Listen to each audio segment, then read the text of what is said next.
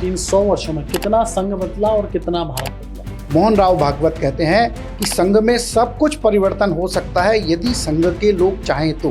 भगवा को हम 1 इंच भी नहीं फेरने देंगे। ऐसे लोग आज जनेऊ डाल करके अपने आप को हिंदू यह कहने का प्रयत्न कर रहे हैं। रमेश जी, 100वें वर्ष में संघ प्रवेश कर रहा है, तो क्या गोल्डन जुबली मनाएगा संघ?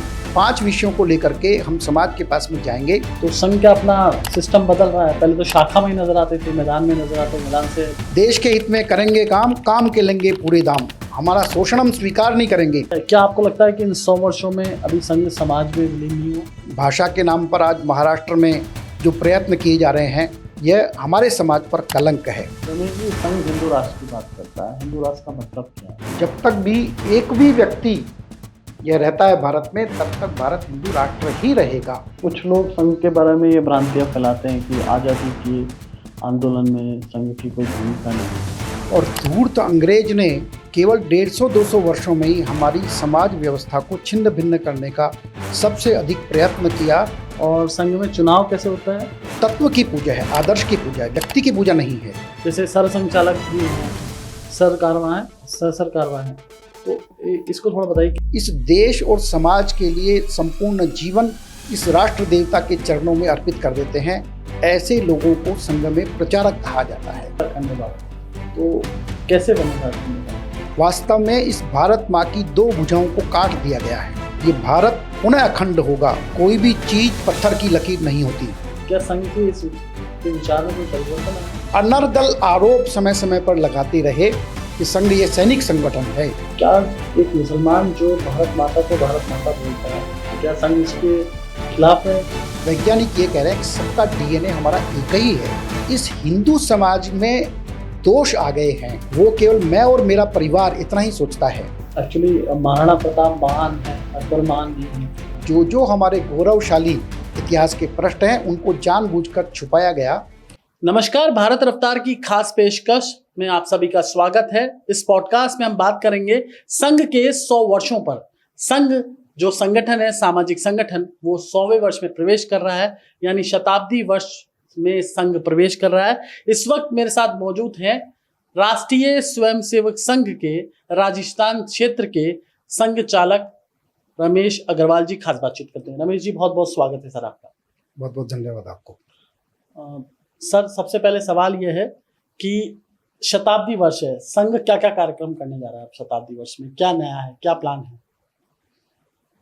देखिए, राष्ट्रीय स्वयंसेवक संघ को ये आने वाले विजयादशमी 2 अक्टूबर को 100 वर्ष पूर्ण होंगे। राष्ट्रीय स्वयंसेवक संघ इस हिंदू समाज का संगठन कर भारत माँ को पुनः विश्व गुरु के सिंहासन पर आसीन करने के दिव्य भव्य ऐसे लक्ष्य को लेकर के प्रारंभ हुआ था। दैनंदिन शाखा की पद्धति के द्वारा संघ में श्रेष्ठ नागरिकों का निर्माण होता है। ऐसे नागरिक जो सब प्रकार के गुणों को अपने जीवन में उतारते हुए राष्ट्र के लिए समर्पित होते हैं। किसी भी प्रकार का कोई स्वार्थ का भाव जिनके जीवन में नहीं होता है, ऐसे सब लोग यह जीवन के विभिन्न क्षेत्रों में जाकर के भारतीय चिंतन के अनुरूप नव रचनाओं का गठन करते हैं। और यह जो शताब्दी वर्ष है, इसमें संघ बहुत बड़े बड़े कार्यक्रम नहीं करेगा, लेकिन छोटे छोटे स्थानों पर बड़े बड़े कार्यक्रम करेगा। उसमें शहरी क्षेत्रों में बस्ती और ग्रामीण क्षेत्र में मंडल, जिसमें 8 से 10 गांव होते हैं, ऐसे स्थानों को केंद्र बनाकर हजारों की संख्या में बहुत बड़े बड़े कार्यक्रम होंगे। सबसे पहला कार्यक्रम संघ की पूर्ण गणवेश में विजयादशमी के दिन बड़े बड़े बस्ती और मंडल के स्थानों पर एकत्रीकरण। और अपने राजस्थान के ऐसे बहुत सारे समर्थ जिले हैं जहां एक एक शाखा पर 100 150 200 स्वयंसेवकों के ऐसे विजयादशमी पर पूर्ण गणवेश में यह एकत्रीकरण होंगे। उसके पश्चात वर्ष भर के कैलेंडर में जो तय किया हुआ है उसके अनुरूप घर घर संपर्क का अभियान चलेगा। उसमें संघ के स्वयंसेवक 1-1, 2-2, 3-3 की टोलियों में जाकर घरों पर जाकर के संघ की 100 वर्षों की यात्रा और उसके पश्चात भविष्य में संघ क्या चाहता है, क्या करने वाला है, और उसमें समाज जनों का क्या योगदान रहेगा, वो भी उसमें किस प्रकार से सहभागी हो सकते हैं, यह चलेगा। और हिंदू सम्मेलन बड़े बड़े ऐसे छोटे छोटे स्थानों पर, खंड केंद्रों पर, नगर केंद्रों पर ये बड़ी मात्रा में होंगे। समाज के प्रमुख जन जो समाज को एक दिशा देते हैं, ऐसे लोगों की प्रमुख जन गोष्ठियाँ या जिला केंद्रों पर होगी। समाज में विभिन्न प्रकार की जाति बिरादरियों के प्रमुख होते हैं, उनके बीच में सामाजिक सद्भाव बैठकों का आयोजन होगा। इस प्रकार से संपूर्ण समाज की शक्ति को साथ में लेकर के इस दिव्य लक्ष्य को जल्दी से जल्दी प्राप्त करें, इस प्रकार का प्रयत्न यह 100 वर्षों के इस 101वें वर्ष में प्रवेश करने पर संघ की योजना है।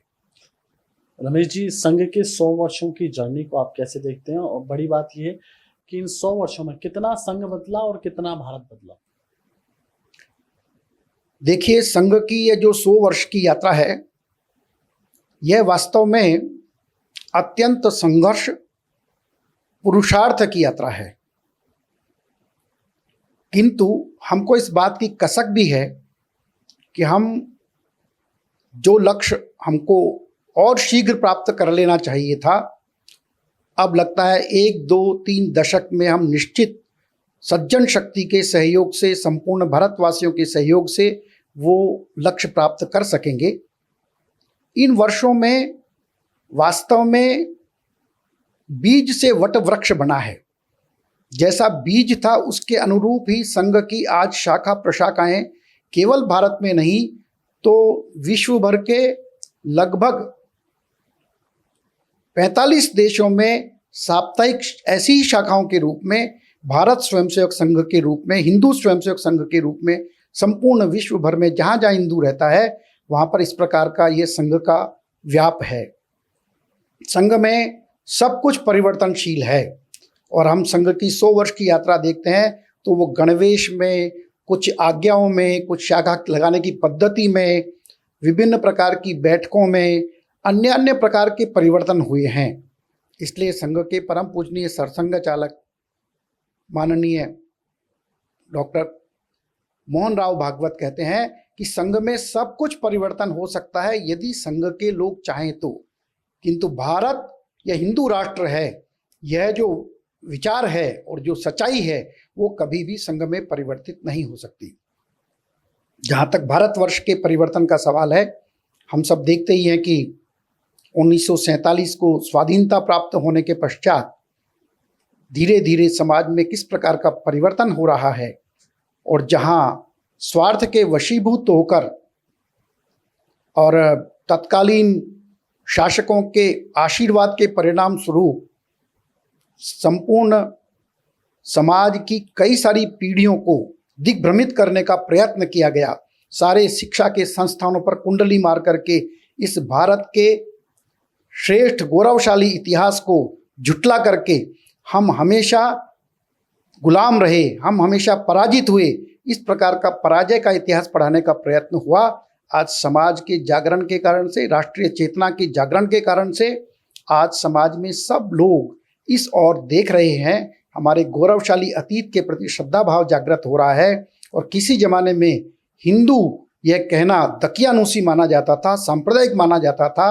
आज जो ऐसे लोग जिनके पुरखे ये कहते थे कि ये भगवा को हम 1 इंच भी नहीं फेरने देंगे, ऐसे लोग आज जनेऊ डाल करके अपने आप को हिंदू यह कहने का प्रयत्न कर रहे हैं। ऐसे सब प्रकार से यह हिंदू समाज जो यहाँ भारत का राष्ट्रीय समाज है, वह आज सब प्रकार की सामाजिक, राजनैतिक, सांस्कृतिक, वैचारिक सब प्रकार की केंद्रीय भूमिका में है। इतना ही नहीं तो विश्व भर में आज यह हिंदुत्व को विश्व के कल्याण का मार्ग है, इस प्रकार का विदेशी दार्शनिक यह भी आज स्वीकार करने लगे हैं। रमेश जी, 100वें वर्ष में संघ प्रवेश कर रहा है, तो क्या गोल्डन जुबली मनाएगा संघ? जैसा मैंने अभी निवेदन किया, राष्ट्रीय स्वयंसेवक संघ यह 101वां वर्ष मना रहा है, किंतु संघ इसको कोई बहुत बड़ी प्रसन्नता या उपलब्धि नहीं मानता है।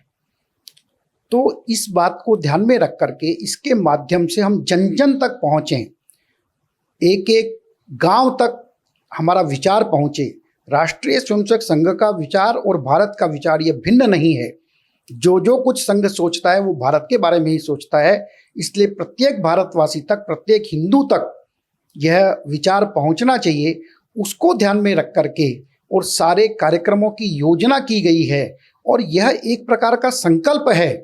यह बहुत प्रसन्न होकर के उत्साहित होना और फिर सो जाना, इस प्रकार का यह वर्ष नहीं रहने वाला है। इसके माध्यम से हम बड़ी छलांग लगा करके अभी संघ का काम मिलन और शाखाओं के माध्यम से लगभग 1 लाख स्थानों पर है। आने वाले 3, 4, 5 वर्षों में कम से कम 2 लाख स्थानों तक संघ का काम बढ़े। इस बात को ध्यान में रख करके छोटे छोटे स्थानों पर बड़े बड़े कार्यक्रम करने का यह इस प्रकार की रचना की गई है। संपूर्ण समाज को, समाज की सज्जन शक्ति को साथ लेकर के भारत के भवितव्य को प्राप्त करने का यह प्रयत्न है। क्या कुछ बदलाव देखने को मिलेंगे शताब्दी वर्ष में, कुछ नया बदलाव? 1 वर्ष बाद में राष्ट्रीय स्वयंसेवक संघ की सर्वोच्च अधिकार प्राप्त, जिसको प्रतिनिधि सभा कहते हैं, वो होने वाली है। हर 3 वर्ष में एक बार संघ का चुनाव होता है। वो वर्ष चुनाव वर्ष होगा, तो संभव है उसमें नेतृत्व का भी परिवर्तन हो। और ऐसा भी संभव है कि संपूर्ण देश भर में जो संघ की अभी भौगोलिक दृष्टि से रचनाएं हैं, उन रचनाओं को भी पुनर्गठित किए जाने की संभावना है, जिससे छोटी इकाई को केंद्र बिंदु मान करके और नीचे तक अधिकाधिक काम बढ़ सके। शताब्दी वर्ष में आपने कार्यक्रम तो रमेश जी बता ही दिए, क्या क्या कार्यक्रम होंगे मंडल स्तर पर, छोटे स्तर पर, और कुछ बड़े का आयोजन भी है इसमें कुछ? पूरे ये शताब्दी वर्ष के कार्यक्रमों की दृष्टि से नागपुर में परम पूजनीय सरसंघ चालक जी का विजयादशमी पर जो उद्बोधन होता है वह तो होगा ही, वो इस बार और अधिक भव्य होने की होगा। ऐसे ही परम पूजनीय सरसंघ चालक जी देश के 4 बड़े महानगरों में, दिल्ली, मुंबई, कोलकाता और बेंगलुरु, ऐसे इन 4 स्थानों पर समाज के साथ में, समाज का जो नेतृत्व करते हैं, ऐसे महानुभावों के साथ में संवाद के कार्यक्रम यह होंगे। उसके अतिरिक्त संपूर्ण देश भर में संघ की दृष्टि से 11 क्षेत्र हैं। उन 11 क्षेत्रों के प्रमुख स्थानों पर भी सरसंघ चालक जी के 3 और 4 दिन के प्रवास होंगे।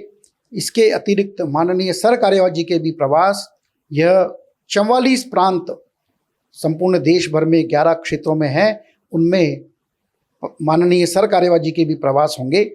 और अखिल भारत सह सर कार्यवाह और अन्य अखिल भारतीय अधिकारियों के और बाकी सारे ही नीचे की इकाइयों के दायित्ववान कार्यकर्ताओं के सभी के प्रवास, घने प्रवास इस वर्ष में विशेष रूप से किए जाएंगे। मतलब राजस्थान भी आएंगे, क्योंकि 11 में वो राजस्थान भी। रमेश जी, संघ क्या आप शाखा से निकलकर सामाजिक परिवर्तन, समाज के अंदर काम करना, पंच परिवर्तन की जो आप बात कर रहे हैं, तो संघ क्या अपना सिस्टम बदल रहा है? पहले तो शाखा में ही नजर आते थे, मैदान में नजर आते, मैदान से क्या समाज परिवर्तन की ओर संघ चल रहा है? देखिए, जैसा मैंने अभी कहा कि डॉक्टर हेडगेवार ने दैनंदिन शाखा के माध्यम से यह संघ का बीज रोपा था, तो जो बीज रोपा था वही स्वाभाविक रूप से उसका अनफोल्डमेंट हो रहा है। प्रारंभ में किशोर लोगों को, 12 से 16-17 साल की आयु के बालकों को लेकर के संघ प्रारंभ हुआ। व्यक्ति निर्माण, श्रेष्ठ नागरिकों का निर्माण करना यह उद्देश्य था, वो अभी भी है, वो हमेशा रहने वाला है। उस पद्धति के द्वारा जो निर्माण हुए लोग, ऐसे निर्मित लोग, जैसे ही लगभग 1950 के आसपास, मतलब वो युवक सब जब 30, 35, 40 साल के हो गए, तो उस समय जो समाज जीवन के विभिन्न क्षेत्रों में जहाँ जहाँ आवश्यकता अनुभव हुई और जहाँ जहाँ जितनी शक्ति संघ की थी, उसको ध्यान में रख करके कोई वनवासी कल्याण परिषद, कोई विद्या भारती, अखिल भारतीय विद्यार्थी परिषद, राजनैतिक क्षेत्र में जनसंघ, ऐसे भारतीय मजदूर संघ, ऐसे विभिन्न क्षेत्रों में ऐसे जो संघ के शाखाओं द्वारा निर्मित व्यक्ति थे, ऐसे कार्यकर्ताओं ने वहाँ जाकर के भारत के विचार के अनुरूप, भारत के मूल्यों के आधार पर नव रचनाओं का सृजन किया, नव रचनाओं का गठन किया। इसीलिए हम देखते हैं कि जहाँ कम्युनिस्टों 1950-60 के दशक तक इस देश के औद्योगिक संस्थानों पर उनका राज था और बोलते थे कि चाहे जो मजबूरी हो हमारी मांगे पूरी हो। और यह नारा लगाने के बाद इस प्रकार के व्यवहार के कारण से आए दिन औद्योगिक संस्थान बंद रहते थे। वहीं जब भारतीय मजदूर संघ की स्थापना हुई तो वहाँ पर वो बोलते थे, देश के हित में करेंगे काम, काम के लेंगे पूरे दाम, हमारा शोषण हम स्वीकार नहीं करेंगे लेकिन देश में हित में काम करेंगे, तालाबंदी नहीं करेंगे। इस प्रकार का नवरचनाओं को गठन करने का काम यह चला। आज लगभग 36 ऐसे क्षेत्र हैं जिनमें देशव्यापी, जहां तहसील तक जिनका काम है, ऐसे संगठनों का निर्माण जीवन के विभिन्न क्षेत्रों में हुआ है। किंतु संघ का मानना है कि यह जो पूरा इसके कारण से व्यवस्थाओं में परिवर्तन हो रहा है, केवल देश का भवितव्य बदलने के लिए उतना पर्याप्त नहीं है। तो जीवन की विभिन्न प्रकार की जो समाज जीवन की रचनाएं हैं उनको और अच्छा करने के लिए यह गतिविधियां हैं संघ में, उनके माध्यम से यह समाज का मन बदलना चाहिए और उस मदन बदलने का काम यह हो रहा है। संघ की 6 प्रकार की गतिविधियां हैं: कुटुंब प्रबोधन, सामाजिक समरसता, पर्यावरण संरक्षण, गो संरक्षण, ग्राम विकास, इस प्रकार और धर्म जागरण। इस प्रकार की 6 गतिविधियों के माध्यम से समाज का मन बदलने का प्रयत्न हो रहा है। इन सबको ध्यान में रखते हुए अभी इस शताब्दी वर्ष में पंच परिवर्तन ऐसा एक संदेश, एक ऐसा भावाभिव्यक्ति संघ के नेतृत्व की है कि इन 5 विषयों को लेकर के हम समाज के पास में जाएंगे। और वो विषय हैं सामाजिक समरसता, कुटुंब प्रबोधन, पर्यावरण संरक्षण, स्वयं के प्रति गौरव का भाव और नागरिक कर्तव्यों का पालन। इन विषयों को लेकर के संघ के स्वयंसेवक अपने व्यक्तिगत जीवन में, पारिवारिक जीवन में, अपने व्यावसायिक जीवन में, अपने सामाजिक जीवन में इन सब का पालन करते हुए उदाहरण के रूप में रखेंगे। तो फिर यह जब व्यापक गृह संपर्क होगा उसमें संघ के स्वयंसेवक समाज को भी ऐसा करने के लिए प्रेरित करेंगे, तो उसका एक असर होगा और उसके माध्यम से ये सारे विषय समाज व्यापी होंगे। अंततोगत्वा संघ की जय कभी नहीं बोलता, संघ केवल और केवल भारत माता की जय बोलता है। और संघ ये चाहता है कि संघ समाज में विलीन हो जाए। जो संघ समाज के प्रति, राष्ट्र के प्रति के प्रश्न हैं, उन प्रश्नों का समाधान करने लायक समाज बन जाएगा, तब संघ की कोई आवश्यकता नहीं रहेगी। संघ और समाज ये एक हो जाएंगे, इसलिए संघ समाज में विलीन हो जाएगा। शनै शनै समाज हर मामले में बड़ा होता जाए। संघ को बड़ा होने की आवश्यकता नहीं है, संघ को समाप्त होने की आवश्यकता है, संघ को विलीन होने की आवश्यकता है। इस प्रकार का संघ का सोचना है। परम पूजनीय सरसंघ चालक जी ने अभी एक जगह अपने भाषण में कहा था कि कभी ऐसा अवसर आए 50 वर्ष और 100 वर्ष के पश्चात, जब ये कोई लिखे या कहे कि आज जो भारत का श्रेष्ठ स्थान है, विश्व गुरु का स्थान है, उसमें वो संघ के कारण से है, तो यह संघ की सबसे बड़ी विफलता होगी। संघ के स्वयंसेवक इस भारत माता के सपूत हैं। समाज के सब लोगों के साथ में उनका भी योगदान है, यहाँ तक उचित है, लेकिन संघ को किसी प्रकार का श्रेय नहीं चाहिए। समाज को साथ लेकर के संघ को सब प्रकार के प्रश्नों का समाधान करना है, हल करना है, सभी चुनौतियों का सफलतापूर्वक मुकाबला करना है। रमेश जी, मैंने बहुत सी पुस्तकें पढ़ी हैं, उसमें लिखा हुआ है कि संघ समाज का हिस्सा है। आपने ठीक कहा कि संघ का उद्देश्य संघ समाज में विलीन हो जाए, बहुत सी पुस्तकों में ऐसा भी लिखा हुआ है। लेकिन क्या आपको लगता है कि इन 100 वर्षों में अभी संघ समाज में विलीन नहीं हुआ, या अभी और संघर्ष करने की आवश्यकता है, और भी जागरूक करने की आवश्यकता है लोगों को? अभी जिस प्रकार की वर्तमान की स्थितियां हमको देश और राष्ट्र की विभिन्न प्रदेशों की दिख रही है, जिस प्रकार से भाषा के नाम पर आज महाराष्ट्र में जो प्रयत्न किए जा रहे हैं, इस प्रकार के प्रयत्न यह देश भर में अभी भी हो रहे हैं। और स्वतः स्वस्फूर्त भावना से समाज उनका विरोध करे, उनका समाधान करे, इस प्रकार की स्थिति शायद अभी दिखाई नहीं दे रही है। संभव है हम सबके सामूहिक प्रयत्नों के द्वारा आने वाले 1-2 दशक में हम सब प्रकार के प्रश्नों का उत्तर समाधान देने लायक समाज स्वयं स्वस्फूर्त भावना से हो, इस प्रकार का मुझे लगता है। तो और समाज के साथ में, समाज की सज्जन शक्ति के साथ में इस प्रकार का समन्वित प्रयासों की और अधिक आवश्यकता लगती है। संघ रमेश जी सामाजिक समरसता की बात करता है, और मैं बहुत से बौद्धिक सुने हैं संघ के जो अधिकारियों के, लेकिन आपके पास कोई राजस्थान में ऐसा एग्जाम्पल है जिससे सामाजिक समरसता कायम हुई हो समाजों के बीच में? देखिए, यह जो सामाजिक समरसता का विषय है, संघ के द्वितीय सरसंघ चालक परम पूजनीय श्री गुरु जी कहा करते थे कि यह जो छुआछूत अस्पृश्यता का विषय है, ये विषय सवर्णों के अहंकार के कारण से है।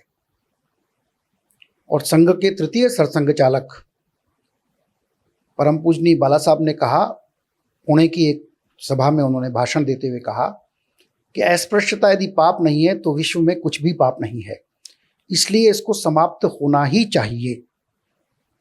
हिंदू दर्शन ये आत्मवत् सर्वभूतेषु कहता है।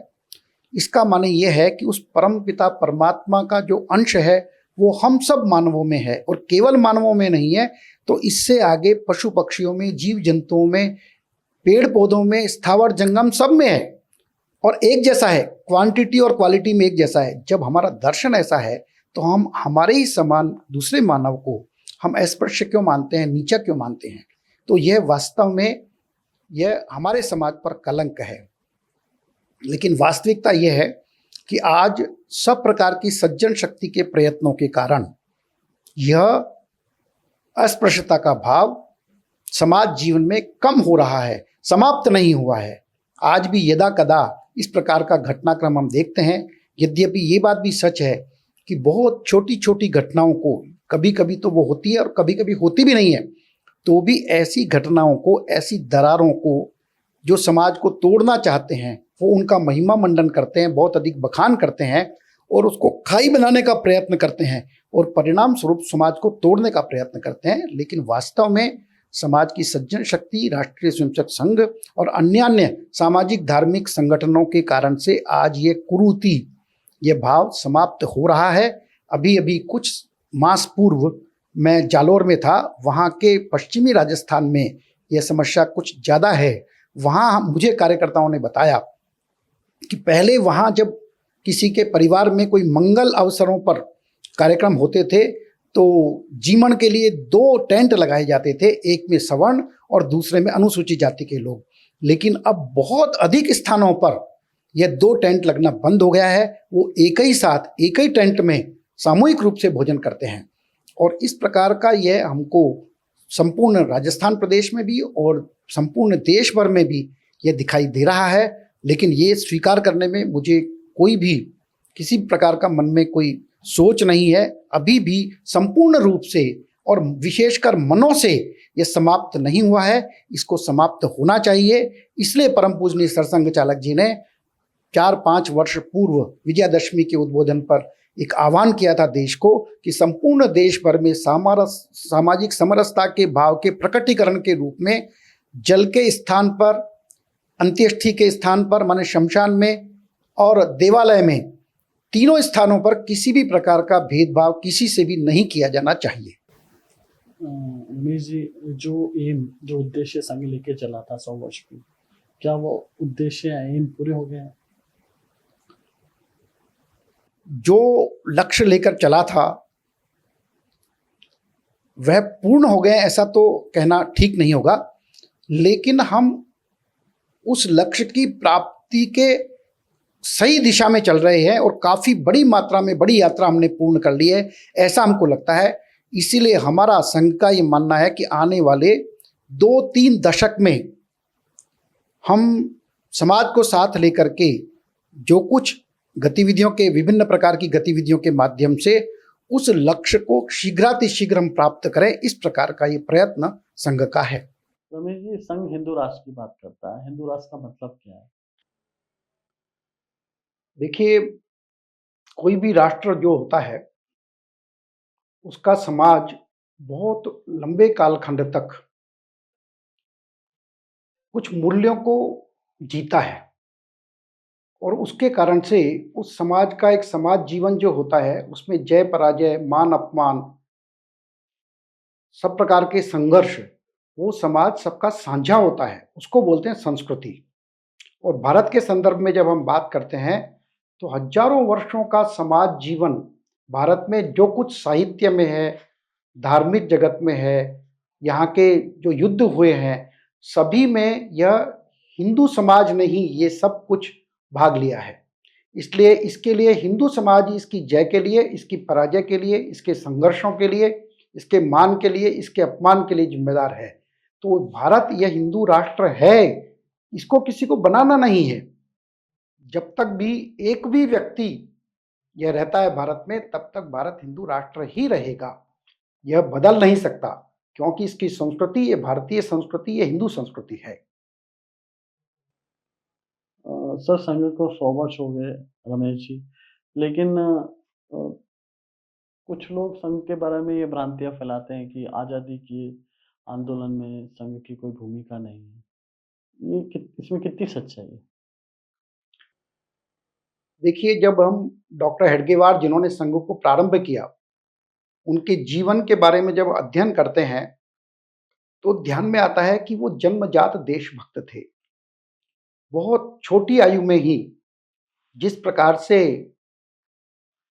रानी एलिजाबेथ के जन्म दिवस पर छोटे-छोटे बालकों को विद्यालय में जब मिठाई दी गई, तो बालक केशव ने वो मिठाई कूड़ेदान में फेंक दी, और जबकि बाकी सब उनके सहपाठी और बालक यह चाव से मिठाई खा रहे थे। ऐसा जो विदेशी जिसने हमारे देश पर राज्य कर रखा है, ऐसे लोगों के जन्मदिन पर किसी प्रकार की खुशी नहीं मनाना चाहिए। इस प्रकार का भाव उनका बिल्कुल बाल्यकाल से है। जब वो किशोर हुए, तो हम सब जानते हैं कि वंदे मातरम ये भारत के जयघोष का एक गान था, जिसको अंग्रेजों ने बैन कर दिया था। वो जिस विद्यालय में 10वीं कक्षा में पढ़ते थे, नील सिटी हाई स्कूल, उस विद्यालय में एक अंग्रेज यह इंस्पेक्शन करने के लिए आने वाला था। केशव ने अपने सहपाठियों के साथ में मिलकर के ऐसी योजना बनाई कि जब वो इंस्पेक्टर महोदय कक्ष में प्रवेश करेंगे, तो सभी खड़े होकर वंदे मातरम से उनका स्वागत करेंगे। ऐसा ही हुआ। जैसे इंस्पेक्टर आए, एक कक्षा में गए, तो वहाँ वंदे मातरम, तो वो आग बबूला हुए और वहाँ के प्रधानाचार्य को, प्रधानाध्यापक को डांटा। उसके बाद दूसरी कक्षा, तीसरी कक्षा, चौथी कक्षा, सब कक्षाओं में उनका इसी प्रकार का यह स्वागत हुआ। तो वो आग बबूला हो गए और पूरे स्कूल के सब छात्रों को सस्पेंड कर दिया। कई दिनों तक स्कूल बंद रहा। बाद में विद्यालय के प्रधानाचार्य और अन्य लोगों के दबाव के कारण से अभिभावकों ने अपने अभिभाषक के लिए माफ़ी मांगी, लेकिन केशव ने इस प्रकार की कोई माफ़ी नहीं मांगी। इस प्रकार का उनका प्रारंभिक जीवन रहा है। बाद में मध्य प्रांत और विदर्भ के जो तत्कालीन नेतृत्व था, सामाजिक, राजनीतिक, सब प्रकार का, कांग्रेस के नेता भी उसमें शामिल थे। उन्होंने बालक केशव का इस प्रकार का राष्ट्रभक्ति का भाव, ऐसा जीवन, और यह देख करके उन्होंने केशव को कलकत्ता में मेडिकल की पढ़ाई के लिए भेजा। नागपुर से कलकत्ता किस किनारे पर, कितनी दूर है, बहुत मेडिकल कॉलेज बीच में पढ़ते होंगे, लेकिन वहाँ हम सब जानते हैं कि कलकत्ता उन दिनों में यह क्रांतिकारियों का केंद्र था। इसलिए वहाँ अनुशीलन समिति के नाम से जो क्रांतिकारियों का संगठन था, उसके प्रमुख ऐसे छोटी टोली के सदस्यों में से एक थे। इनका गुप्त नाम कोकेन था, और यह इनका विशेष काम ये था कि जो शस्त्र हैं उनको क्रांतिकारियों तक पहुंचाना, और दूसरा क्रांतिकारियों को स्थान स्थान पर उनको गुप्त रूप से रखने का, उनके आवास की व्यवस्था करने का, यह काम केशव के जिम्मे था। और तत्पश्चात हम देखते हैं कि उन्होंने बिना विवाह किए हुए वापस जब वो नागपुर लौटे, तो सब प्रकार की सामाजिक, राजनैतिक आंदोलनों में उन्होंने भाग लिया, प्रथम पंक्ति में रहकर भाग किया। और 1921 में जो कांग्रेस का राष्ट्रीय अधिवेशन वहां होने वाला था, उसमें वो स्वयंसेवक दल के अध्यक्ष थे। सारे स्वयंसेवकों को जुटाकर सब प्रकार की व्यवस्थाएं करने का काम, ये उनका काम था। और इस प्रकार से हम देखते हैं कि बाद में जंगल सत्याग्रह में उनको सश्रम कारावास की सजा हुई। और तत्पश्चात हम देखते हैं कि 1942 में भारत छोड़ो आंदोलन में भी हजारों की संख्या में स्वयंसेवकों ने भाग लिया। तो यह कहना कि संघ ने स्वाधीनता आंदोलन में भाग नहीं लिया, यह बिल्कुल या तो उनके मन में संघ के प्रति द्वेष भाव है अथवा उनको इतिहास का अध्ययन उनका नहीं है। डॉक्टर हेडगेवार ने तो 1929 में ही गांधी जी को कहा था पूर्ण स्वतंत्रता की मांग हमको करनी चाहिए, लेकिन वो उस समय नहीं मांगी गई और बाद में जब कांग्रेस ने यह स्वीकार किया तो संघ ने सब शाखाओं पर कांग्रेस का अभिनंदन इस बात के लिए किया कि उन्होंने पूर्ण स्वराज्य की घोषणा की है। तो इस प्रकार का संघ का प्रारंभ से ही देश स्वतंत्र होना चाहिए, स्वाधीन होना चाहिए, इसके लिए संघ के नेतृत्व ने और संघ के सामान्य कार्यकर्ता ने इस प्रकार का सब प्रकार के आंदोलनों में स्वयंसेवकों ने और संघ के नेतृत्व ने भाग लिया है। अमित जी, 100 वर्षों की यात्रा, इतना लंबा एक संगठन, सामाजिक संगठन, इतनी बड़ी लंबी यात्रा, बरगद का पेड़ जो ये बन चुका है संघ, बहुत सारी टहनियाँ हैं, बहुत सारे आपके विविध संगठन हैं।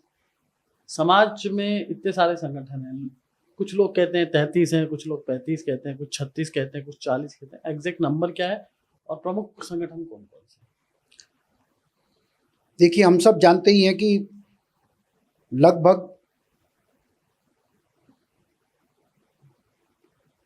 2000 वर्षों के संघर्ष काल के कारण से हमारे जीवन की जो समाज व्यवस्थाएं थी वो छिन्न भिन्न हो गई और धूर्त अंग्रेज ने केवल 150-200 वर्षों में ही हमारी समाज व्यवस्था को छिन्न भिन्न करने का सबसे अधिक प्रयत्न किया। और यह कहने में मुझे कोई गुरेज नहीं है कि सामान्यतया वो इसमें सफल भी रहा। इन सबको ध्यान में रख करके भारत के मूल्यों पर आधारित, भारत के चिंतन पर आधारित, इस देश की माटी के विचार को लेकर चलने वाली ऐसे विभिन्न जीवन के विभिन्न क्षेत्रों में ऐसी नव रचनाओं का गठन करने के लिए विविध क्षेत्र का निर्माण हुआ। विद्यार्थियों के क्षेत्र में अखिल भारतीय विद्यार्थी परिषद, जो आज भारतवर्ष के विद्यार्थी संगठनों में सबसे बड़ा संगठन है। वनवासी क्षेत्रों में काम करने वाला अखिल भारतीय वनवासी कल्याण आश्रम, जहाँ पर अपने भोले भाले वनवासी बंधुओं को, जनजातीय बंधुओं को लोभ और लालच के माध्यम से शिक्षा और चिकित्सा की सुविधाएं दे करके उनका मतांतरण किया जा रहा था, उसको रोकने के लिए वनवासी कल्याण परिषद ने बहुत काम किया है। ऐसे ही राजनीतिक क्षेत्र में पहल श्यामा प्रसाद मुखर्जी ने की थी, लेकिन जनसंघ यह प्रारंभ हुआ। मजदूर क्षेत्र में भारतीय मजदूर संघ, किसानों के क्षेत्र में काम करने वाला अखिल भारतीय किसान संघ, ऐसे ही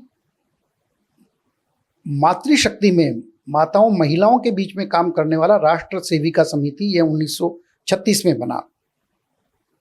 ऐसे संस्कृत भारती एलोपैथिक डॉक्टरों के बीच में काम करने वाला यह नेशनल मेडिकोज ऑर्गेनाइजेशन, यह अम्ब्रेला ऑर्गेनाइजेशन के रूप में चिकित्सा जगत में काम करने वाला आरोग्य भारती, सहकार भारती, ग्राहक पंचायत, यह इंडस्ट्रीज में काम करने वाला, उद्योग जगत में काम करने वाला लघु उद्योग भारती, समाज का जो एलिट सोसाइटी है उसमें काम करने वाला भारत विकास परिषद, ऐसे लगभग 36 संगठन जिनका व्याप संपूर्ण देश भर में है और देश भर में भी तहसील केंद्रों तक है। ऐसे 36 संगठन यह समाजव्यापी जीवन के विभिन्न क्षेत्रों में ये संघ के स्वयंसेवकों के द्वारा किए जा रहे हैं, संघ की प्रेरणा के द्वारा किए जा रहे हैं। ये सारे ही संगठन स्वतंत्र, स्वायत्त और स्वावलंबी हैं। केवल उनका विचार, यह जो संघ का विचार है, भारत माता की जय का विचार है, उस विचार को ध्यान में रख करके किया गया है। वो अपने अपने क्षेत्रों में ये सब काम करते हुए भारत माता की जय के लिए प्रयत्न कर रहे हैं। मतलब कोई डायरेक्ट इनडायरेक्ट कोई हस्तक्षेप नहीं है, वो अपने स्वतंत्र निर्णय लेंगे। संघ के किन्हीं भी, जिनको विविध संगठन कहा जाता है, वो 100% स्वतंत्र हैं। केवल समानता यही है कि संघ भी भारत माता की जय के लिए काम करता है और वो भी भारत माता की जय के लिए काम करते हैं। अन्यथा वो स्वायत्त, स्वावलंबी और पूर्ण रूप से स्वतंत्र हैं। उनकी अपनी कार्य पद्धति है, उनका अपना संविधान है, उनके यहाँ चुनाव की पद्धति है, उनके उद्देश्य हैं, ये सब चीज़ें उनकी भिन्न है, उनकी इच्छा के अनुरूप ही है। केवल ये अंतर है कि संघ के स्वयंसेवकों ने संघ से देशभक्ति की प्रेरणा लेकर के उन क्षेत्रों में वो काम खड़ा किया है। संघ के स्वयंसेवक सिर्फ शाखा लगाने वाले होते हैं और भी कोई अलग अलग क्षेत्रों में? संघ के स्वयंसेवक शाखाओं में जाते हैं, शाखा लगाते हैं। उसके अलावा समाज जीवन के सभी क्षेत्रों में संघ के स्वयंसेवक सक्रिय हैं। मैं जहाँ रहता हूँ उसमें एक मंदिर है श्री राम जी का, उस मंदिर की समिति मैं उसका भी सदस्य हूँ। समिति की सब प्रकार के कार्यों के बारे में जो सहयोग समाज से हम लोग मिलकर के जुटाते हैं वो जुटाते हैं। ऐसे सब प्रकार के सामाजिक कामों में भी संघ के स्वयंसेवक अपने अपने स्थानों पर लगी रहे हैं, विविध क्षेत्रों में तो काम कर ही रहे हैं। इस प्रकार का सब प्रकार के समाज की अच्छा काम करने वाले, समाज की शक्ति को बढ़ाने वाले सब कामों में संघ के स्वयंसेवकों का सहभाग रहता है। रमेश जी, लोगों की अब 100 वर्ष हो रहा है तो लोग संघ के बारे में अधिक से अधिक बात करेंगे, तो हम भी अपने दर्शकों तक पहुंचाए, हमारा आपसे अनुरोध है कि संघ का स्ट्रक्चर कैसा है, संरचना कैसी है और संघ में चुनाव कैसे होता है और ऊपर का स्ट्रक्चर कैसा है, नीचे का स्ट्रक्चर कैसा है, तो स्ट्रक्चर के बारे में बता दीजिए और चुनाव पद्धति के बारे में बता दीजिए। क्या चुनाव होता है या नहीं होता, होता है तो कैसे होता है? देखिए, भौगोलिक दृष्टि से संपूर्ण देश भर को 11 क्षेत्रों में संघ ने बांटा है काम की दृष्टि से, और इन क्षेत्रों में किसी में 3, किसी में 4, किसी में 5 ऐसे प्रांत होते हैं। इस समय 44 प्रांत ये संपूर्ण देश भर में हैं, और इस प्रांत के नीचे विभाग होते हैं। एक एक प्रांत में सामान्यतया 6, 7, 8 विभाग होते हैं, और एक एक विभाग में सामान्यतया 3 या 4 जिले होते हैं, और उन हर एक जिले में लगभग सामान्यतया कोई 15 ऐसे तहसीलें होती है, और बाद में मंडल होते हैं 8-10 गांवों को मिलाकर के एक। इस प्रकार की ये संपूर्ण भौगोलिक रचना है। और संघ में दैनंदिन शाखाएं लगती है। उस दैनंदिन शाखाओं में जो स्वयंसेवक आते हैं, जो नियमित रूप से आते हैं, जो संघ ने जो बताया वो काम करते हैं, इस प्रकार के सक्रिय स्वयंसेवकों पर, प्रत्येक 50 सक्रिय स्वयंसेवकों पर एक शाखा प्रतिनिधि होता है, और ऐसे 50 शाखा प्रतिनिधि मिलकर के और यह अखिल भारतीय प्रतिनिधि का चुनाव करते हैं। ऐसे जो शाखा प्रतिनिधि होते हैं और अखिल भारतीय प्रतिनिधि होते हैं, वो अपने अपने जिलों में जिला संघ चालक का चुनाव करते हैं, और यह सब जिला संघ चालक अखिल भारतीय प्रतिनिधि, शाखा प्रतिनिधि मिलकर के विभाग संघ चालक का चुनाव करते हैं, और यह सब लोग मिलकर के फिर प्रांत संघ चालक का चुनाव करते हैं। और जैसे राजस्थान में 3 प्रांत हैं, चित्तौड़, जयपुर और जोधपुर, इन तीनों प्रांतों के ऐसे अखिल भारतीय प्रतिनिधि, जिला संघ चालक, विभाग संघ चालक और प्रांत संघ चालक, ये मिला करके और क्षेत्र संघ चालक का चुनाव करते हैं। और ये जो संघ चालक विभिन्न स्तरों पर होते हैं, जिला, विभाग, प्रांत और क्षेत्र, ये विभाग ये संघ चालक अपने अपने स्तरों पर कार्यकारिणी की सब कार्यकर्ताओं के सलाह मशविरे के बाद में उसकी घोषणा करते हैं, उनका मनोनयन करते हैं 3 वर्ष के लिए सामान्यतया। और अखिल भारतीय प्रतिनिधि और ऐसे सारे प्रांत और क्षेत्र संघ चालक मिलकर के हर 3 वर्ष में एक बार नागपुर में यह माननीय सर कार्यवाही का चुनाव करते हैं। तो संघ में 3 वर्ष में एक बार चुनाव होता है। सर्वोच्च अधिकारी जो चुनाव के द्वारा चुने जाते हैं, ये सर कार्यवाह होते हैं। संघ में सरसंघ चालक यह मनोनीत होते हैं। जो अभी वर्तमान में सरसंघ चालक हैं, वो अगले सरसंघ चालक का मनोनयन संपूर्ण जो प्रमुख कार्यकर्ता हैं उनसे लगातार उनसे सलाह मशविरा करके अगले परम पूजनीय सरसंघ चालक का मनोनयन करते हैं। इसी प्रकार का एक अवसर परम पूजनीय सुदर्शन जी जब संघ के सरसंघ चालक थे तो उसका सौभाग्य से मैं उसका साक्षी हूँ। नागपुर में जब उन्होंने स्वयं को निवृत्त करने के लिए होने के लिए यह स्वयंसेवकों के बीच में विचार रखा और सबकी सलाह से, ज्येष्ठ कार्यकर्ताओं की सलाह से डॉक्टर मोहन राव भागवत अपने अगले परम पूजनीय सरसंघ चालक रहेंगे, इस प्रकार का भाव व्यक्त करने के पश्चात यह सामने जो कार्यकर्ता प्रतिनिधि बैठे हुए थे उनके बीच में बहुत सहजता से जाकर के बैठ गए। तो इस प्रकार से राष्ट्रीय स्वयंसेवक संघ में चुनाव भी होता है, लेकिन जिस प्रकार की सामान्यतया चुनाव में तू मैं और जिस प्रकार का भद्दा भोंडा जो दृश्य बनता है वह राष्ट्रीय स्वयंसेवक संघ में नहीं बनता। और उसका सबसे बड़ा कारण ये है कि संघ में निस्वार्थ भाव से सब कुछ इस समाज देवता के चरणों में अर्पित करना होता है। किसी प्रकार से मैं सब कुछ प्राप्त कर लूं, या संघ में ये पद नहीं कहा जाता, संघ में इसको दायित्व कहा जाता है और दायित्व के साथ में कर्तव्य जुड़े होते हैं। इसके कारण से या इस प्रकार का भाव यह कभी भी होता नहीं है। और संघ में जितना नियमितता पूर्वक आपातकाल को छोड़ दें और कोरोना काल को छोड़ दें तो नियमित रूप से 3 वर्ष में एक बार संघ में चुनाव होता ही है।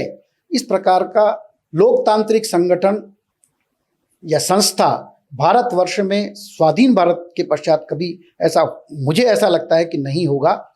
इस प्रकार की विलक्षणता ये संघ में है। रमेश जी, संघ के लोगों को, स्वयंसेवकों को, दायित्ववान कार्यकर्ताओं को जब आम जनता, आम लोग देखते हैं तो एक चीज़ और निकल के आती है कि मंच, माला और व्यक्ति पूजा से बड़ा दूर रहते हैं। इसके पीछे कारण क्या है? मूल कब से ये शुरू हुआ?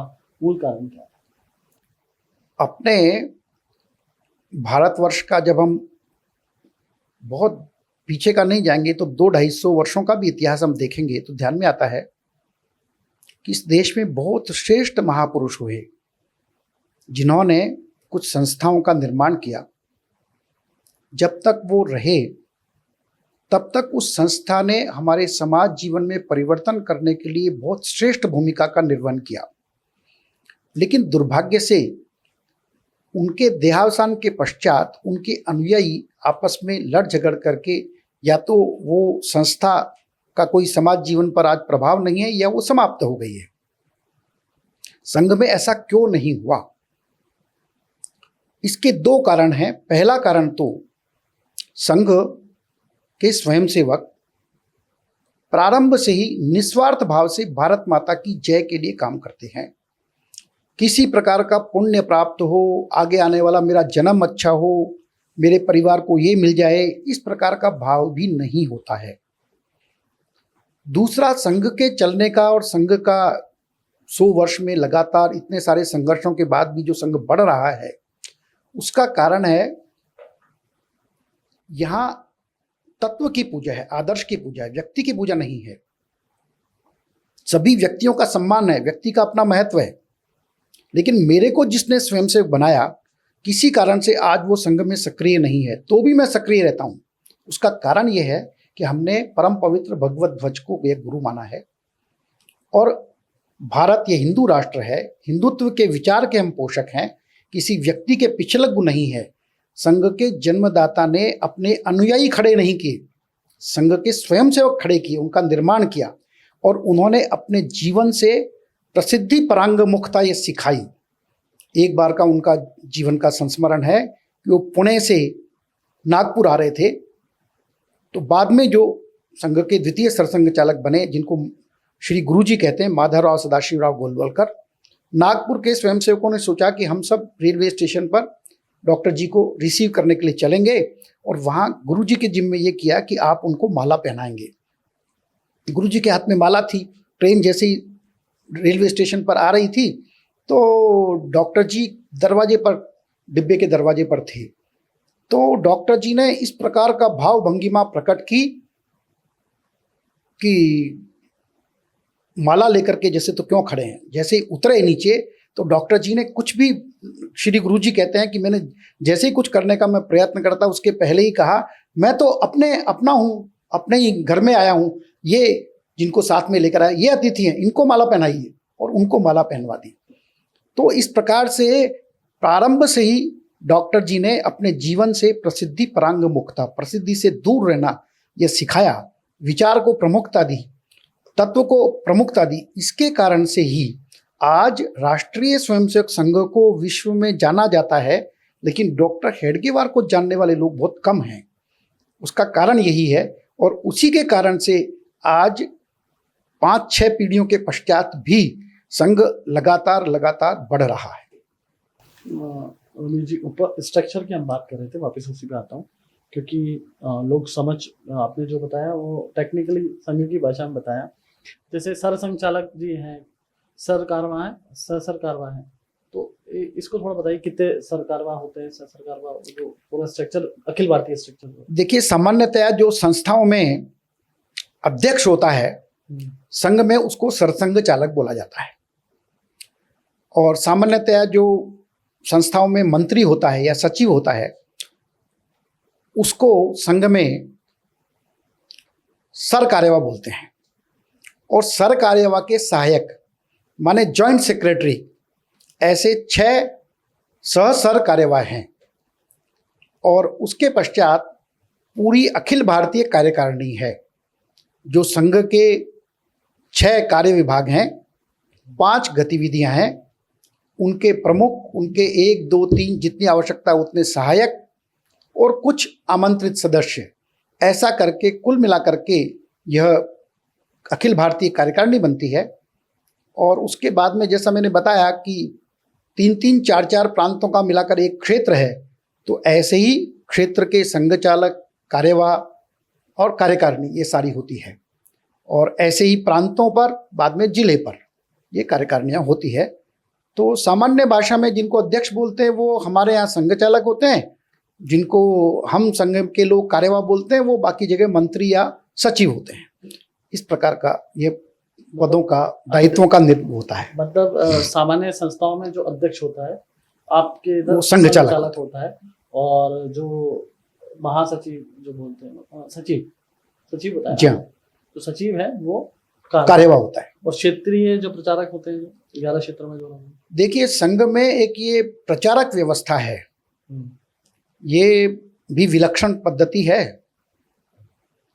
मैं चिकित्सक हूँ, मैंने कोई 20-25 वर्ष पहले बहुत ज्येष्ठ चिकित्सक जो जयपुर में रहते हैं और जो अंतर्राष्ट्रीय स्तर की ख्याति प्राप्त है जिनको, ऐसे चिकित्सक का एक बार भाषण सुना तो उन्होंने कहा, do the work that gives you recognition. ऐसा काम करो जिसमें तुम्हारा नाम हो, कुछ लोग माने जाने, कुछ प्राप्त हो। लेकिन ऐसे केवल उन चिकित्सक महोदय ने नहीं कहा, अधिकांश समाज जीवन में अधिकांश श्रेष्ठ लोगों का यही सोचना है।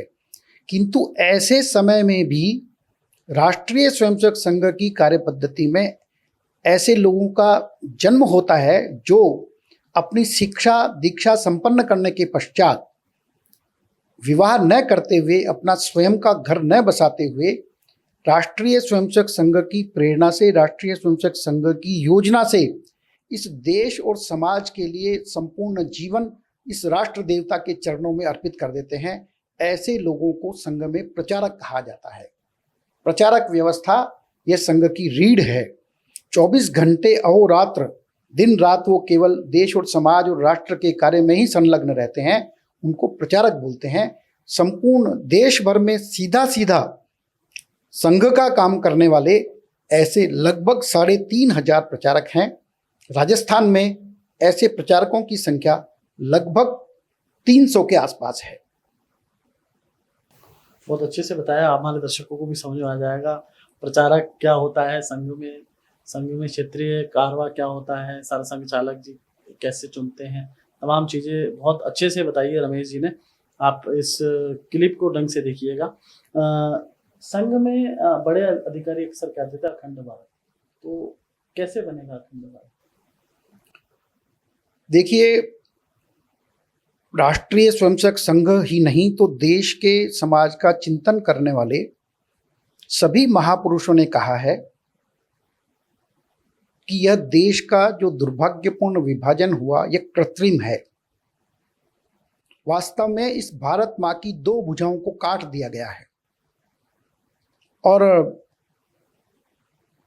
महर्षि अरविंद ने तो कहा था ये साक्षात जगत जननी है। तो निश्चय ही बहुत सारे महापुरुषों ने कहा है ये भारत पुनः अखंड होगा।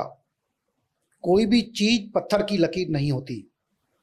ये वहाँ के देश के लोगों के पुरुषार्थ और उनकी अदम्य जो जीवन आकांक्षा है, इच्छा शक्ति, उस पर यह सब उस पर निर्भर करता है। आज इजराइल इतने वर्षों बाद, 1000 से अधिक वर्षों के बाद में भी दूर रह करके भी उन्होंने अपनी जमीन प्राप्त की। तो इस प्रकार की इच्छा शक्ति अपने देश के युवाओं में, अपने देश के प्रत्येक व्यक्ति में रहना चाहिए कि देर सवेर यह जो अकृत्रिम विभाजन हुआ है, दुर्भाग्यपूर्ण विभाजन हुआ है, उसको समाप्त होना चाहिए। इसीलिए 14 अगस्त को हम अखंड भारत दिवस मनाते हैं और यह अखंड भारत किस रूप में बनेगा, उसका स्वरूप क्या होगा, वो समय पर जैसी उस समय के तत्कालीन नेतृत्व की सामाजिक, राजनीतिक और अन्य प्रकार के नेतृत्व जो उचित समझेगा वैसा होगा। लेकिन हमारा ये सोचना है कि निश्चित रूप से भारत पुनः अखंड होगा। रमेश जी, पहले हम सुना करते थे बचपन बाल्यकाल में कि संघ अपनी गतिविधियों का प्रचार प्रसार नहीं करता, लेकिन धीरे धीरे अब संघ अपनी गतिविधियों का प्रचार प्रसार भी करने लगा है, पब्लिक डोमेन में भी चीजें डालने लगा है, सोशल मीडिया पर, मीडिया में भी साझा करने लगा है। क्या संघ के विचार में कोई परिवर्तन आया या समय के अनुसार? देखिए, प्रचार के संबंध में संघ की नीति ये रही है। संघ का इतिहास पढ़ेंगे, अन्य संगठनों का कैसे प्रादुर्भाव हुआ उसको ध्यान में लाएंगे तो हमको समझ में आएगा कि संघ कोई भी काम करता पहले है और बाद में औपचारिक दृष्टि से उसका निर्माण होता है। तो संघ में आज भी ये बात सच है कि संघ पहले बहुत ज़्यादा प्रचार नहीं करता था, लेकिन जैसे जैसे संघ का काम बढ़ा, जैसे जैसे प्रचार की समाज में आवश्यकताएं बढ़ी, उसके अनुरूप संघ ने प्रचार करना या समाज में अपने विषयों को ले जाना ये प्रारंभ किया है। लेकिन आज भी अन्य संस्थाओं की तरह संघ के जो समाचार आते हैं उनमें 50 व्यक्तियों के नाम नहीं आते। संघ क्या विचार देना चाहता है, समाज में क्या स्थापित करना चाहता है, वो विचार महत्वता के साथ में जाता है, व्यक्तियों के नाम महत्व के साथ में नहीं आते। इसलिए आज भी संघ जो सामान्य संस्थाओं में, संगठनों में प्रचार का जो तरीका है वो नहीं अपनाता। उसमें व्यक्तिवादी सोच नहीं होती, उसमें केवल आदर्श की, विचारों की, देश को अच्छा बनाने का यही विचार उसमें समाहित होता है। और मर्यादा पूर्वक संघ आज इस प्रकार से प्रचार के साधनों के माध्यम से ये अपना विचार समाज तक ले जा रहा है। रमेश जी, संघ में महिलाओं की भागीदारी के लिए कोई विशेष पहल हुई है? 100 वर्ष पूरे होने जा रहे हैं। देखिए, ये आपने बहुत अच्छा प्रश्न किया है। समाज के बहुत लोग इस प्रकार का प्रश्न करते ही हैं और उनका प्रश्न करना भी अस्वाभाविक नहीं है, क्योंकि समाज का 50% हिस्सा ये मातृशक्ति है और उसके बिना सहभाग के किसी भी स्थिति में संघ इस राष्ट्र के लिए जो कुछ करना चाहता है उसमें सफल नहीं हो सकता। ये संघ जानता है और मानता भी है। लेकिन संघ 1925 में शुरू हुआ, उसमें दैनंदिन शाखा में यह मातृशक्ति का प्रवेश नहीं था, आज भी वो नहीं है। 1936 में मातृशक्ति के लिए राष्ट्र सेविका समिति का निर्माण हुआ और उसमें मातृशक्ति का सहभाग रहता ही है। किंतु संपूर्ण देश भर में संघ के कार्यकर्ता घरों में जाते हैं, घरों में रहते हैं और बिना मातृशक्ति के सहयोग के उनके परिवार के पुरुष भी संघ का काम नहीं कर सकते। इसलिए ऐसा कह सकते हैं कि इनडायरेक्ट रूप से तो मातृशक्ति का बहुत बड़ा योगदान इस काम के लिए, संघ के काम के लिए है ही। दूसरी बात, संघ की जो विभिन्न प्रकार के जागरण श्रेणी के कार्य विभाग हैं, सेवा, संपर्क और प्रचार, उन तीनों की ही टोलियों में आज बहुत बड़ी मात्रा में मातृशक्ति जुड़ी है। और जो 6 गतिविधियां हैं, पर्यावरण संरक्षण, कुटुंब प्रबोधन, सामाजिक समरसता, धर्म जागरण, गो सेवा और ग्राम विकास, इन सबकी टोलियों में तो मातृशक्ति लगभग 25 से 30% के लगभग उनकी संख्या है। और जो सारे ही विविध संगठन हैं, उन विविध संगठनों में तो अध्यक्ष और सचिव के पदों पर भी और उस संगठन के निर्णय लेने वाले की प्रमुख टोली में यह मातृशक्ति का योगदान रहता है। ये बात सच है कि उस सहभाग को, उस सक्रियता को और अधिक मात्रा में बढ़ाने की आवश्यकता है। लेकिन अच्छी मात्रा में संघ और विविध संगठनों में, संघ की टोलियों में, गतिविधियों में यह मातृशक्ति का योगदान, उनका सहभाग ये रहता है। ऐसा कहा जाता है संघ अडामेंट नहीं होता किसी चीज, इस समय युगानुसार परिवर्तन करता रहता है। जैसे पहले फुल पैंट थी, फिर हाफ पैंट थी, फिर उसको फुल पैंट कर दी गई। तो ये जो थॉट है, ये कहाँ से चला रहा है? शुरू से चला रहा है या बाद में समय के अनुसार परिवर्तन किया है? ये सोच ये जो है, देखिए, राष्ट्रीय स्वयंसेवक संघ का उद्देश्य बहुत स्पष्ट है। उस उद्देश्य की प्राप्ति के लिए जैसा परिवर्तन आवश्यक है, वैसा परिवर्तन संघ समय समय पर करता रहा है। प्रारंभ में, बिल्कुल प्रारंभ में संघ में प्रार्थना ये मराठी एक अंतरा हिंदी का था। बाद में 1939 में सिंधी में एक बड़ी बैठक हुई, 6 दिन की बैठक, डॉक्टर जी और वरिष्ठ कार्यकर्ता सब थे। उसमें संघ की जो अभी शाखा लगाने की पद्धति है, विकिर करने की पद्धति है, गणवेश है और बहुत सारी चीज़ों का उसमें निश्चिति हुई। संपूर्ण देश भर में व्याप्त होना है, इसलिए प्रार्थना भी ये संस्कृत में हुई, आज्ञा संस्कृत में हुई और इस प्रकार से यह सब हुई। प्रारंभ में मैंने राष्ट्रीय स्वयंसेवक संघ के 3य वर्ष का प्रशिक्षण जो नागपुर में होता है 1975 में आपातकाल लगने के पूर्व किया। उस समय लॉन्ग बूट पहने जाते थे। लेकिन देश को जो समाप्त करना, देश में ऐसे तत्व जो संघ को समाप्त करना चाहते थे, जिनका ईर्ष्या भाव था, अनर्गल आरोप समय समय पर लगाते रहे कि संघ ये सैनिक संगठन है। और धीरे धीरे उसमें परिवर्तन हुआ। आज सामान्य बूट यह संघ की गणवेश में है। कभी ऐसा लगा कि पहले संघ में बेल्ट यह चमड़े का होता था, किन्हीं ने, समाज के बंधुओं ने ये सुझाव दिया कि ये चमड़े का है इसलिए इसको ठीक नहीं है, तो संघ ने वो बदल दिया, वो कपड़े का हो गया।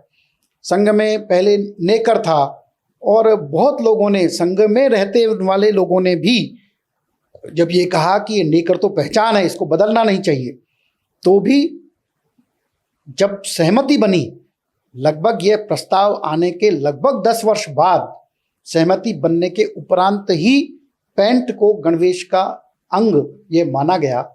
इस प्रकार से अन्य अन्य विषयों पर भी संघ कभी भी मेजॉरिटी से निर्णय नहीं करता है।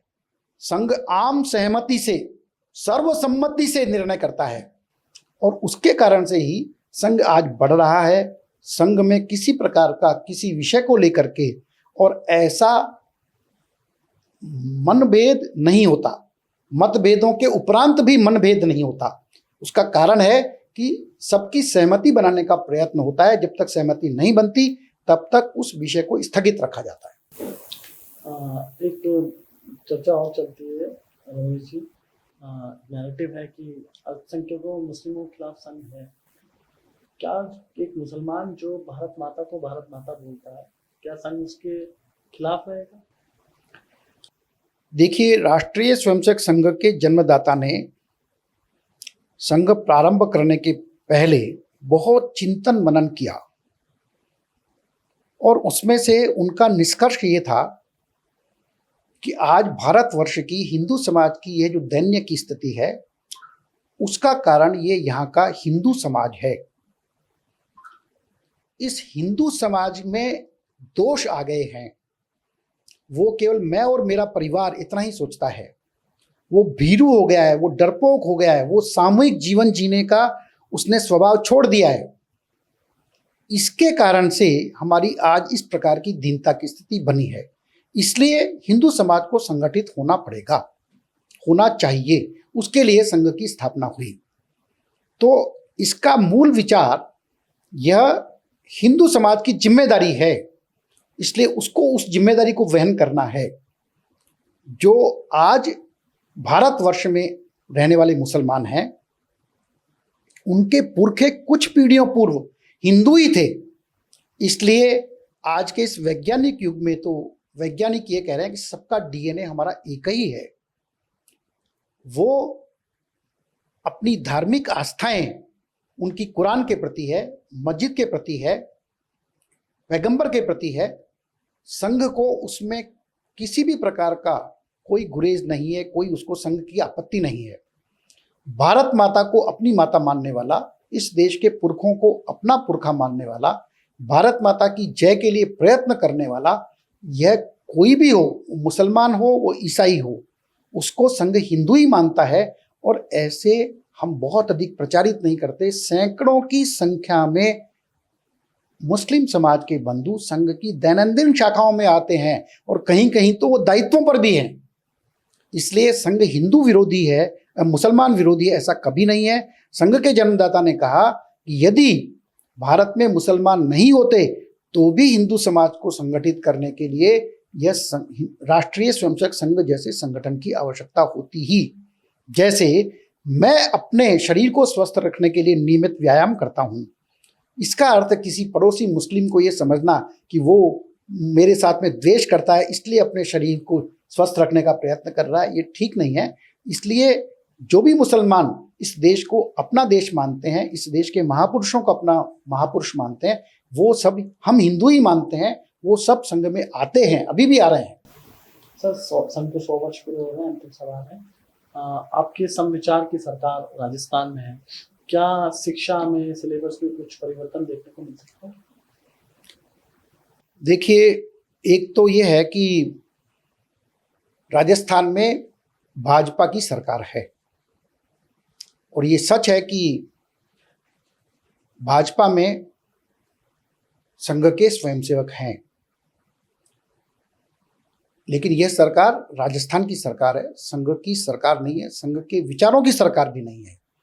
ये भारत के विचारों की सरकार होना चाहिए, राजस्थान का हित सोचने वाली सरकार होना चाहिए। भारत सरकार ने राष्ट्रीय शिक्षा नीति यह घोषित की ही है और उस शिक्षा नीति के अनुरूप सिलेबस, ट्रेनिंग जो जो आवश्यक है वो सभी प्रदेश सरकारें, क्योंकि शिक्षा यह प्रदेशों का मामला है, तो वो सब कर ही रही है। राजस्थान सरकार भी अपने स्तर पर इस प्रकार के सिलेबस के निर्माण में, उस प्रकार की ट्रेनिंग के आयोजनों के लिए यह सब सारे प्रयत्न और सारी योजना वो बना रही है। एक्चुअली महाराणा प्रताप महान है, अकबर महान नहीं है, ये इस पे बड़ा वो चलता रहता है, डिस्कस चलता रहता है, क्योंकि कुछ लोग अकबर महान कहते हैं, जबकि राजस्थान की बात करें तो महाराणा प्रताप महान है, क्योंकि दिवेर का युद्ध तो अपने आप में एक विशेष। तो क्या आपको लगता है कि दिवेर का युद्ध भी उसमें आना चाहिए, महाराणा प्रताप महान है, ये बात भी यहाँ बच्चों को सीखनी चाहिए? आपका विचार क्या है इसमें, संघ का विचार क्या है? देखिए, कोई भी स्वाधीन राष्ट्र जब स्वाधीन होता है तो सबसे पहले गुलामी के चिन्हों को समाप्त करता है। दुर्भाग्य से अपने देश में ऐसे शासनकर्ता रहे जिन्होंने उन गुलामी के चिन्हों को समाप्त करने के स्थान पर उनको और पक्का करने का, दृढ़ करने का यह प्रयत्न किया, और उसके कारण से ही हमको ये पढ़ाया गया कि हम तो हमेशा से ही दीनहीन रहे हैं, विश्व को हमारे पास देने का कोई कंट्रीब्यूशन नहीं था, हम हमेशा हारते रहे हैं और हम पर और लोगों ने ही हमेशा राज्य किया है। इस प्रकार का झूठा, गलत इतिहास पढ़ाने का प्रयत्न किया। जो जो हमारे गौरवशाली इतिहास के पृष्ठ हैं उनको जानबूझकर छुपाया गया। और राजस्थान के संदर्भ में ही हम सब जानते हैं कि महाराणा प्रताप इस देश का गौरव है, राजस्थान का गौरव है।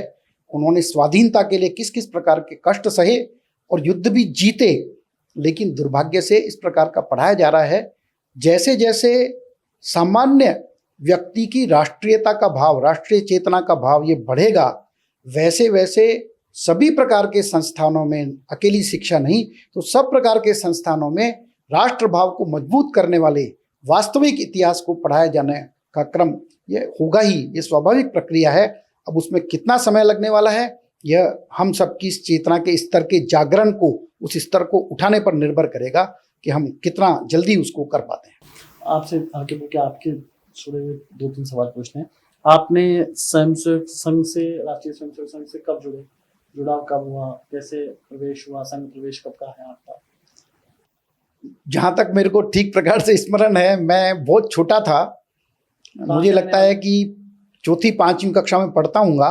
जयपुर के तो रहने वाले आप बेसिकली? जयपुर के पास में कस्बा है चोमू, वहाँ का मैं रहने वाला हूँ। तो मैं जब चौथी पांचवी में पढ़ता हूँगा तो ब्रह्मदेव जी शर्मा राजस्थान के उस समय प्रांत प्रचारक थे। उनका एक कार्यक्रम चोमू शाखा पर हुआ और उसमें लगभग 300 साढ़े 300 की संख्या थी। मेरे बड़े भाई संघ के स्वयंसेवक थे, तो उनके साथ मैं गया था। और बाद में शुरू में तो कभी नियमित कभी अनियमित ऐसा रहा होगा, लेकिन जहाँ तक मुझे बहुत अच्छी प्रकार से याद है, गुणांतर से तो मैं संघ का लगभग नियमित स्वयंसेवक हूँ। और केवल कुछ समय जब मेडिकल की पढ़ाई कर रहा था तो अनियमितता रही, लेकिन बिल्कुल नहीं गया हूँ शाखा में, ऐसा कभी नहीं हुआ। और सामान्यतया तो लगभग मुझे लगता है कि 72 के बाद में मुझे कोई न कोई दायित्व रहा है। जब मैं 8वीं कक्षा की परीक्षा दी मैंने, तब मैंने संघ का प्रथम वर्ष का शिक्षण किया और 11वीं की परीक्षा देकर के मैं तृतीय वर्ष, जिसको नागपुर में होता है, एक ही स्थान पर होता है तृतीय वर्ष का शिक्षण, वो मैंने बहुत छोटी आयु में ही यह संघ का शिक्षण कर लिया था। इसलिए बहुत बाल्यकाल से ही मैं संघ का स्वयंसेवक हूँ। अभी मेरी आयु लगभग कोई 65 वर्ष है, तो 8-9 वर्ष की आयु से ही मैं संघ का स्वयंसेवक हूँ। तो आप क्या के डॉक्टर हैं डॉक्टर साहब? मैं ऑर्थोपेडिक सर्जन हूँ, MS ऑर्थोपेडिक्स हूँ, और जयपुर में ही सीकर रोड पर बालाजी हॉस्पिटल के नाम से मेरा ऑर्थोपेडिक का हॉस्पिटल है और सब प्रकार की ऑर्थोपेडिक की सर्जरी हम उस अस्पताल में करते हैं। ये दोहरी जिम्मेदारी निभाते कैसे हो? तो समय कैसे निकालते हो रमेश जी? क्योंकि आपके पास तो मरीजों की भी जिम्मेदारी, फिर संघ की भी जिम्मेदारी, परिवार की भी जिम्मेदारी, तीन ही हो गई, दोहरी में 3 जिम्मेदारी हो गई आपके पास। देखिए, मैनेज कैसे करते हो ये लाइफ में? ऐसा है, एक तो हमने सबने सुना ही है, जहाँ चाह वहाँ रहा। और किसी भी व्यक्ति को अपने जीवन की कुछ प्राथमिकताएं तय करनी पड़ती है और उसके अनुरूप अपनी दिनचर्या को संवारना पड़ता है, गढ़ना पड़ता है।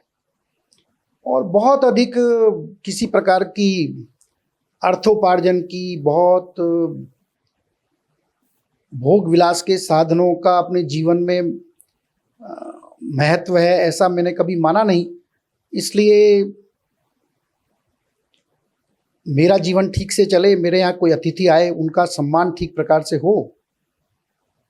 साईं इतना दीजिए जामे कुटुंब समाए, मैं भी भूखा ना रहूं, साधु न भूखा जाए। यह जो इस प्रकार का भाव है, उस भाव को ध्यान में रखते हुए मैंने संतुलन को रखने का प्रयत्न किया है। बहुत अधिक धनार्जन की कभी मन में आकांक्षा जागृत नहीं हुई। बाल्यकाल से ही संघ का स्वयंसेवक रहा, इसलिए उस ओर झुकाव रहा ही, इसलिए जीवन की प्राथमिकता में भी वो भी रहा। तो फिर धीरे धीरे वो संतुलन हो गया और ईश्वर की कृपा से मेरे 2 पुत्र हैं, दोनों ही ऑर्थोपेडिक सर्जन हैं, और 2 पुत्र वधू जो वो भी दोनों ENT सर्जन हैं। मेरी पत्नी भी डॉक्टर हैं। तो इसलिए सब ईश्वर की कृपा से सब कुछ अच्छा हुआ है। ईश्वर का बहुत बहुत धन्यवाद है। तो आपके संघ के साथ कोई प्रेरणादायक अनुभव जो हमेशा आपके जहन में रहता हो, याद आती है? एक तो आपातकाल के पश्चात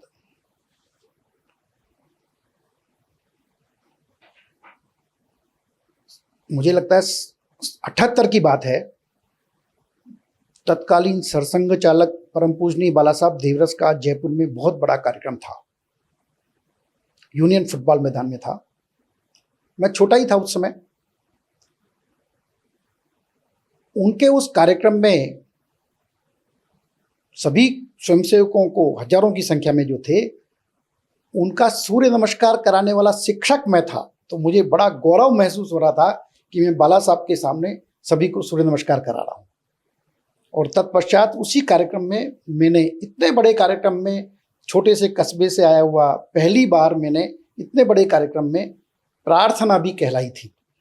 इसलिए वो एक रोमांच उत्पन्न करने वाला ऐसा मेरा क्षण था। और दूसरा क्षण अभी अभी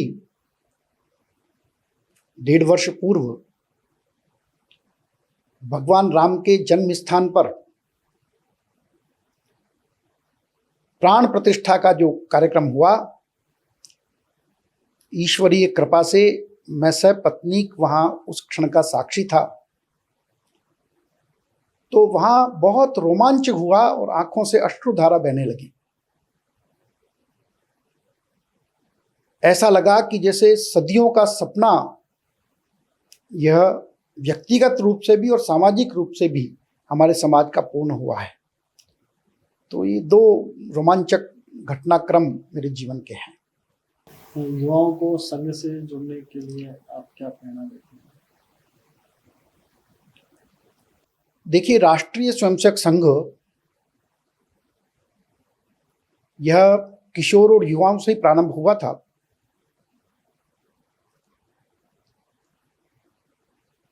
और जिस भी युवा हृदय में देश और समाज के प्रति कुछ करने का जज्बा है और निस्वार्थ भाव से करने का जज्बा है, तो वह संघ की विभिन्न प्रकार की गतिविधियों में भाग ले सकता है। संघ के सरसंघ चालक जी कहते हैं कि संघ में आए बिना समझ में नहीं आता, क्योंकि इसकी कुछ विलक्षणताएं हैं। किसी और संगठन से इसकी तुलना नहीं कर सकते, अतुलनीय है, विलक्षण है, अपने आप में अनोखा है। इसलिए संघ की ओर से सबको आह्वान है कि वो संघ की शाखा में आए, संघ के विभिन्न प्रकार की गतिविधियों में भाग लें, और उनको यदि रुचता है तो वो वहाँ लगातार अपने जीवन का समय दें, और नहीं रुचता है तो छोड़ सकते हैं। लेकिन वास्तव में देखा जाए तो आज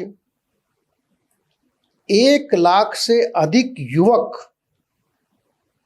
लगभग 15 वर्ष से लेकर के 40 वर्ष की आयु के वो जॉइन आरएसएस के माध्यम से संघ से जुड़ रहे हैं। शाखा कितनी लगी अब तक इंडिया में? पूरे देश भर में दैनंदिन शाखाएं लगभग 75,000 स्थानों पर लग रही है।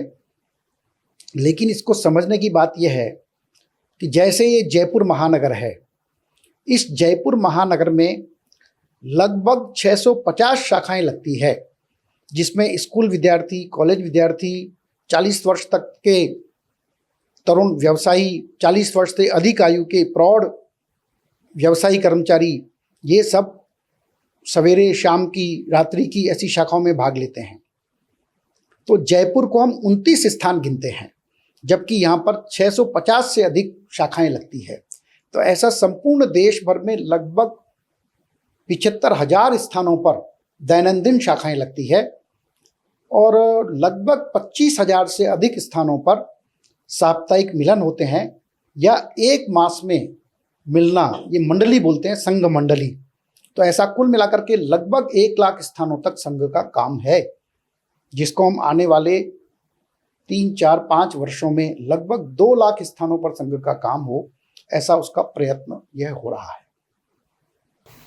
तो ये थे हमारे साथ रमेश अग्रवाल जी, राजस्थान क्षेत्र के क्षेत्रीय संघ चालक जी हैं, डॉक्टर साहब हैं, और आपको बताया कि इतने बड़े डॉक्टर होने के बावजूद राष्ट्र सेवा, भारत की सेवा के लिए लगातार कई वर्षों से राष्ट्रीय स्वयंसेवक संघ से जुड़े हुए हैं। इन्होंने हमें बहुत अच्छे से समझाया कि स्ट्रक्चर क्या होता है, स्वयंसेवक क्या होता है, स्वयंसेवक कैसे बनते हैं। ये नहीं बताया आपने, एक चीज़ और रह गई सर, स्वयंसेवक कैसे बनते हैं, ये भी एक सवाल आता है। राष्ट्रीय स्वयंसेवक संघ में कोई औपचारिक रूप से किसी प्रकार की सदस्यता नहीं है, सदस्यता शुल्क नहीं है। दैनंदिन शाखा में जो जाकर भगवा ध्वज के सामने, जिसको संघ ने गुरु माना है, उसके सामने प्रणाम करता है, संघ का शाखाओं की गतिविधियों में भाग लेता है, हमारा ऐसा मानना है कि जिसने एक बार भी ध्वज प्रणाम कर लिया वो संघ का स्वयंसेवक हो गया। आगे आने वाले जीवन में किसी भी कारण से उसके जीवन में दैनंदिन शाखा में जाना नहीं हुआ तो भी हम उसको संघ का स्वयंसेवक मानते हैं। और ऐसे स्वयंसेवक, यह बहुत सारे स्वयंसेवक दैनंदिन जाते हैं, कई सारे स्वयंसेवक 7 दिन में, 5 दिन में एक बार जाते हैं। कुछ स्वयंसेवक ऐसे भी होंगे जो वर्ष में 6 बार, जो 6 संघ के उत्सव हैं उनमें भाग लेते हैं। तो संघ में औपचारिक कोई ऐसी व्यवस्था नहीं है। लेकिन अनौपचारिक रूप से जो संघ की शाखा में जाता है वो स्वयंसेवक है। और हमारा मानना ये है कि जो स्वयंसेवक हैं वो सब स्वयंसेवक हैं ही, लेकिन जो आज स्वयंसेवक नहीं है भविष्य में वो सब भी हमारे स्वयंसेवक बनने वाले हैं। तो कहते हैं कि वन स्वयंसेवक ऑलवेज स्वयंसेवक। एक बार आपने ध्वज प्रणाम किया जैसा रमेश जी ने बताया, तो फिर आप स्वयंसेवक हो। और इन्होंने कहा कि जो अभी स्वयंसेवक नहीं है वो भी भविष्य में सब हमारे स्वयंसेवक होंगे, और ये संगठन लगातार इसी तरह से राष्ट्र सेवा के लिए कार्य करता रहेगा। संगठन किस तरह से कार्य करता है, क्षेत्रीय कारवा क्या होता है, क्षेत्रीय प्रचारक क्या होते हैं, प्रचारक व्यवस्था क्या होती है, क्षेत्रीय संघ चालक क्या होते हैं, सर संघ चालक जी कैसे होते हैं, क्यों कैसे उनका चुनाव होता है, तमाम विषयों को उन्होंने बिल्कुल हमें संक्षिप्त में बताया कि किस तरह से संघ होता है। नमस्कार। बहुत बहुत धन्यवाद सभी को।